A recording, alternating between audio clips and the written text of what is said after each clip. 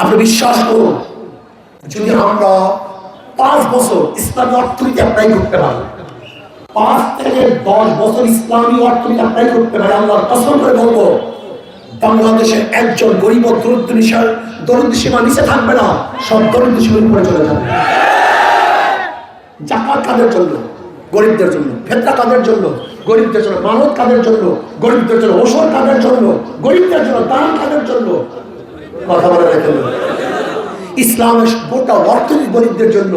অথচ কপাল পোড়া গরিব ইসলামকে পছন্দ করে না। কপাল পোড়া গরিব ইসলামকে পছন্দ করে না। ইসলাম তো তোমাদের জন্য আসছে। ইসলামকে বড়লোককে বড়লোক বানানোর জন্য দুনিয়াতে আসে নাই। ইসলাম আসছে ক্ষুধার্তহীনকে ক্ষুধা নিবারণ করার জন্য। ইসলাম আসছে বস্ত্রহীনকে বস্ত্র পরিধান করার জন্য। ইসলাম আসছে গৃহহীনকে ঘর দেওয়ার জন্য। ইসলাম আসছে চিকিৎসাহীনকে চিকিৎসা দেওয়ার জন্য। ইসলাম আসছে যে শিক্ষিত জ্ঞানী মেধাবী, যার মেধা ভালো কিন্তু শিক্ষিত তো পারছে না, তাই উচ্চ শিক্ষায় শিক্ষিত করার জন্য ইসলাম দুনিয়াতে আসছে। করোনা বা যে কোনো ভাইরাসের এগেইনস্টে ফাইট মানি ব্যাকট্রলের লেফট রাইট। ইসলামের গোটা অর্থনীতি গরিবদের জন্য। ইসলাম গরিবরা গ্রহণ করে না। কেন করে না? একদিন আমাকে এক গাঁজাখোর বলতেছে, বুঝলি ইসলাম হুকুমাত হলে আমার গাঁজার অবস্থাটা কি হবে? যারা চিন্তিত গাঁজার অবস্থাটা কি? আমি বললাম, ভাই তুমি মাসজিদে গিয়ে কি গাঁজা সেবন করতে পারো? বলে না। আমি বলি কেন? তাহলে হুজুর পরিবেশ নাই। আমি বলছি ইসলাম হুকুমাত হলে গোটা বাংলাদেশটা এরকম পরিবেশ করা যাবে যেখানে নিজে থেকে নিজে গাঁজা ছেড়ে দিবা। তাই? আমি বলি হ্যাঁ তাই। আপনারা বিশ্বাস করেন নাই কথা? করছেন আমার কথা? বিশ্বাস করেন নাই?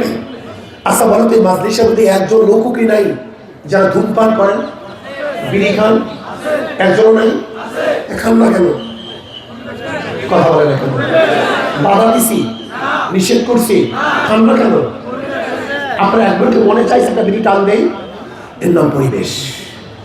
এই পরিবেশ আমাদের ধ্বংস করে ফেলছে। এই মানুষগুলি স্বর্ণতুল্য মানুষ, আশরাফুল মাখলুকাত, আল্লাহ কাররামনা বানি আদম।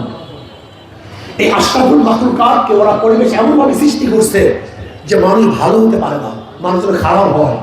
আর ইসলামী পরিবেশ এমন সৃষ্টি হবে যেখানে খারাপ মানুষগুলি ভালো হয়ে যাবে। বিশ্বাস হয় না? ওদের দলে গেলে, পাশ্চাত্য দলে গেলে ফেরেশতা একদিক থেকে ঢুকবে, আজাজিল হয়ে বের হবে। আর ইসলামী দলে আসলে একদিক থেকে আজাজিল ঢুকবে, ফেরেশতা হয়ে বের হবে। বিশ্বাস হয় না? আচ্ছা বলেন তো, বুয়েটে আবরার ফাহাদকে কারা হত্যা করছে? হ্যাঁ, আবরার ফাহাদকে যারা হত্যা করেছে সবাই শিক্ষিত মেধাবী, বাংলাদেশে 1 নম্বর মেধার লোক, সব 1 নম্বর, 2 নম্বর মেধা না। ওরা মেট্রিকে ভালো রেজাল্ট করছে, আইও ভালো রেজাল্ট করছে, কিন্তু এই দল করতে গিয়ে খুনি হয়ে গেছে, আর মানুষ থাকতে পারে। জাহাঙ্গীর ইউনিভার্সিটিতে 100 ধর্ষণ করার পরে এই মেধাবী ছাত্ররা সেনসিং পালন করেছে, ওরা মানুষ থাকতে পারে নাই। আপনারা পত্রিকায় দেখেছেন যত শিক্ষিত সবাই চোর না, কিন্তু যারা চুরি করে সবাই শিক্ষিত। তার মানে ওই দলে যদি ফেরেশতা ঢুকে, আজাজিল হয়ে বের হবে। আর ইসলামী দলে আজাজিল ঢুকবে, ফেরেশতা হয়ে বের হবে। এটাই নিয়ম। আজকে দেখো তো এই মাজলিস, মারামারি আছে, কাটাকাটি, গ্যাঞ্জাম, লড়ালড়ি, কিন্তু ওদের মাজলিসে কথা বলেন না কেন? যারা নিজেদের মাজলিসকে শান্ত করতে পারে না, তারা বাংলাদেশে শান্তি দিতে পারবে না।